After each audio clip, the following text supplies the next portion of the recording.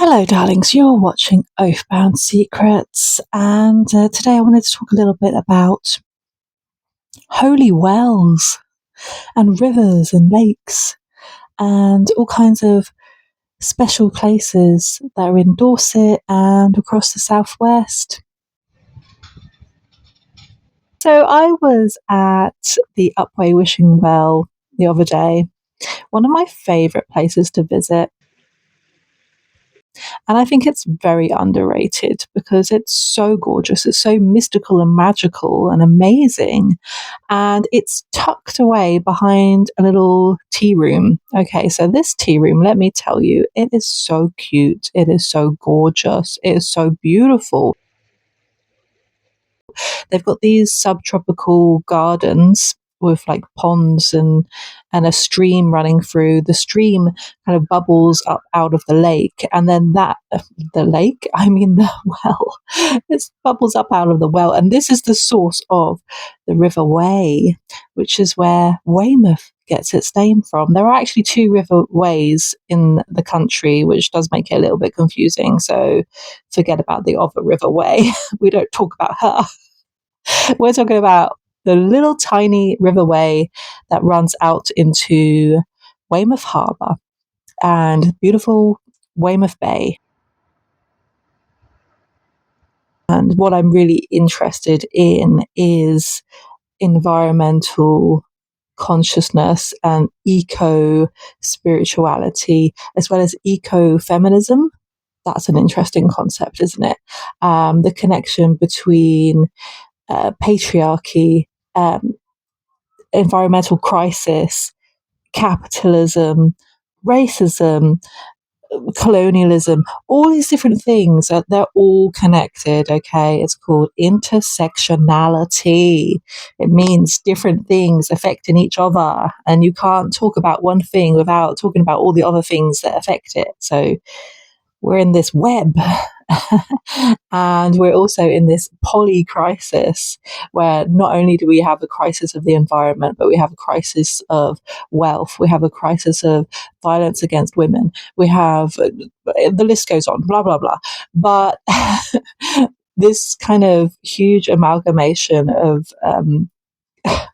terror, it's all connected. Everything connects up, and globally everything connects up. So I'm very interested in global events, politics, okay, things that are happening politically, wars and settler colonies and all these horrible things, the corporations, the way that different companies are absolutely destroying the planet. And here in the southwest of England, we have a big concern about the AI data centres. They're being planned all over Britain, and obviously there's going to be a huge environmental impact. So we're really, I think this is a time for water protectors to step up, because we're really going to be entering into difficult times due to the way that natural resources are being hoarded, wasted, polluted, and just utterly destroyed. So it's a big topic, isn't it? But I feel like when you visit places that you regard as sacred and holy, what you're really doing is you're saying, this place is special and this place deserves protection. This place is important. And that's why I love holy wells. And there are so many wells in Dorset. There are so many wells all over the country, but Dorset is absolutely just like jam packed full of natural springs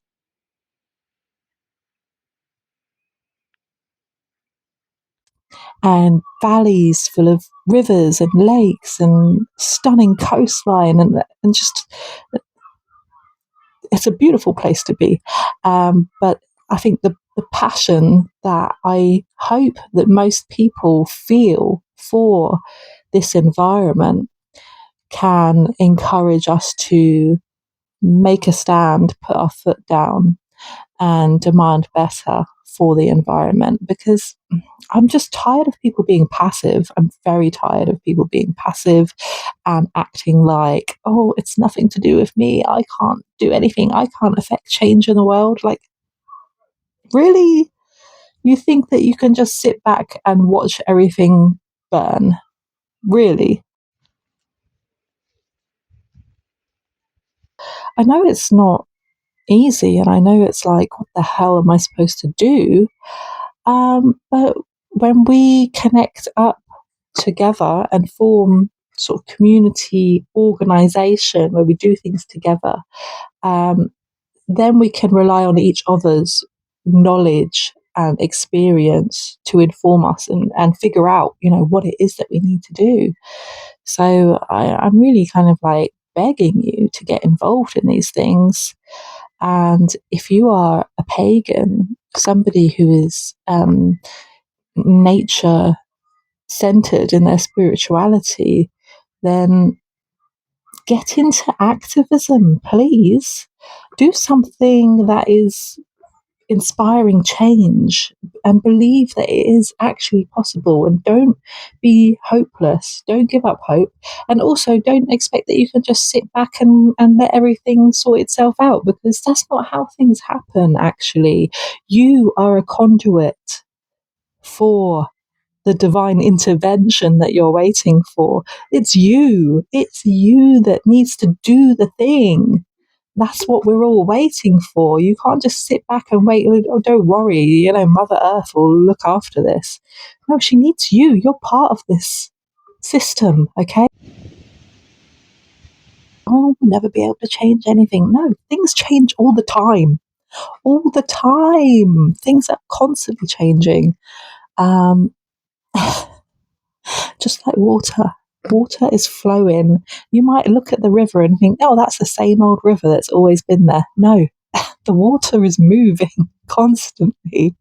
And actually, over thousands of years, the water is carving up the land. Like, it's slow, you can't see it in front of your eyes, but it's happening. And you have to trust the fact that small actions today have big impacts in the future. I've been writing a lot lately, trying to write essays, like articles, like informative pieces, doing my best, And I really would like to publish little pieces in magazines and things like that. If that's still a thing that happens, I don't know. But I started a Substack, so check that out. I'll put a link down there so you can have a little look. Yes, I do have green lipstick on. Do you like it? It might be a bit wonky because I just kind of like smeared it on quickly. I'm very into blue and green colours as colours of nature. I think it's really fun to just be a bit silly with your appearance and look weird. Go for it. And I've been thinking a lot about the whole idea of like being a pagan, being a witch, being a priestess, all these different kind of roles in community, and how we fit in, how each of us fits in and plays our part, and what we can do. It is quite terrifying. Community is terrifying, actually. Like, putting yourself out there, facing people's judgment and criticism is actually horrible. And I know that probably quite a lot of the pagans and witches that are watching are going to be on the spectrum somewhere. They're going to be neurodivergent, and that makes it like doubly difficult. If you're like neuro normal, normal, then it's probably not that difficult to like connect with community and talk to people and have social interactions. But if you're somebody who's a bit kind of like finds it quite difficult to understand what the hell is going on,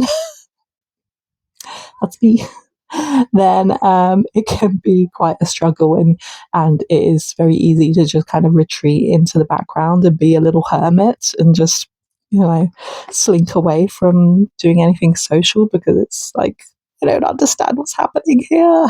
Have I done something wrong? Was I polite enough? I don't know. What are the rules? I don't get it.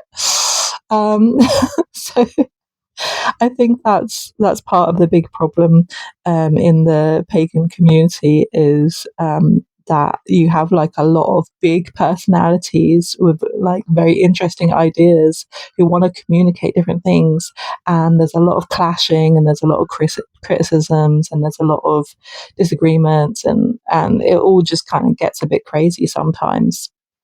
But I think that we can learn to create space that welcomes people to have discussions, to have differences, to communicate calmly, mm, and we can build on things together. As long as we have like one thing that brings us all together, one um, common interest that that draws us all in, then we can work around that. That's how community works, okay? And within paganism in general, I think environmental work is a huge part of that, huge part of that. And actually identifying the sacred places, the holy wells, the burial mounds, this, that, and the other. They're everywhere, aren't they? They're absolutely everywhere. If you live in the southwest, they're absolutely everywhere. You can't walk down a road without seeing some burial mound from the Bronze Age, or even older than that, actually. So, identifying these places as sacred and special and worthy of protection, I think, is a huge responsibility for the pagan community, and something that we need to keep up with, and that we need to be defending nature from the the corporate powers of the world that just want to make money at everyone's expense. This is huge. This is huge. It's a very big responsibility, and I feel like I'm at that point in my life where it's like, oh shit, like I'm the responsible one. Oh fuck. Oh shit. Oh no, people are looking to me for answers. Oh, okay, right. Guidance, guidance. Okay, children, come. I'm 41 years old. I know I don't look it. um, but um, but yeah, it's that's where I am right now, and kind of figuring out what the hell I'm doing. I've been working on a Facebook group. If you're on Facebook, I know Facebook is awful, but there's a lot of cool people on there. So it's kind of like I really want to connect with these interesting people, and I created a Facebook group called Domnu, Mother of Water, Queen of the Deep. I think that's what it's called. And I've been putting loads of content in there. I've been using like a weird pseudonym on Facebook. I don't like to use my real name. I'm sorry, but you're not having that. Zuckerberg, you're not having that. I know. But anyway, I've been working on this Facebook group, and maybe if I can link it below, then join if you're interested in learning more about the goddess Domnu and my personal interpretation of her, and sharing sort of general information that I come across, and lovely artwork and stuff like that. Nothing AI generated. Not having that. Sorry, no. So check that out, and we'll see what develops. We'll see what develops. I'm really, I'm, I'm thinking to myself, I don't want to be all online, online, online. I want to draw people in and do things in the real world. So we'll see. Thanks for watching. Leave me a comment and a like, and I'll see you later. Bye bye.